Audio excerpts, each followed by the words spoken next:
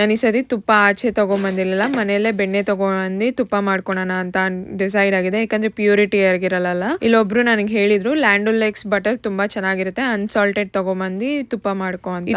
ಬೆಣ್ಣೆ ಒಂದು ಸ್ವಲ್ಪ ಎಕ್ಸ್ಪೆನ್ಸಿವ್, ಆದರೆ ತುಪ್ಪ ಚೆನ್ನಾಗಿ ಬರುತ್ತೆ ಅಂತ ಹೇಳಿದ್ರು. ಅದಕ್ಕೆ ನನಗೊಬ್ಳಿಗೆ ಅಲ್ವಾ ಅಂತ ತೊಗೊಂಬಂದಿದ್ದೆ. ಇದೇ ಫಸ್ಟ್ ಟೈಮ್ ನಾನು ತುಪ್ಪ ಮಾಡ್ತಾ ಇರೋದು ನನ್ನ ಲೈಫಲ್ಲಿ. 1 ಪ್ಯಾಕೆಟಲ್ಲಿ 4 ಸ್ಟಿಕ್ ಬರುತ್ತೆ. ಸೊ ನಾನು 4 ಸ್ಟಿಕ್ಕನ್ನು ಹಾಕಿ ಚೆನ್ನಾಗಿ ಕುದಿಸ್ದೆ. ನನಗೆ ಹೇಳಿದ್ರು ತಳ ಕ್ಲಿಯರ್ ಆಗೋವರೆಗೂ ಕುದಿಸ್ಬೇಕು ಅಂತ. ಸೊ ಆವಾಗ ಬೆಣ್ಣೆ ಬಂದಿರುತ್ತೆ ಅಂತ ನಾನು ಕುದಿಸಿ ಬೆಣ್ಣೆ ತಳ ಕ್ಲಿಯರಾಗಿ ಕಾಣಿಸೋವರೆಗೂ ನಾನು ಕುದಿಸ್ದೆ.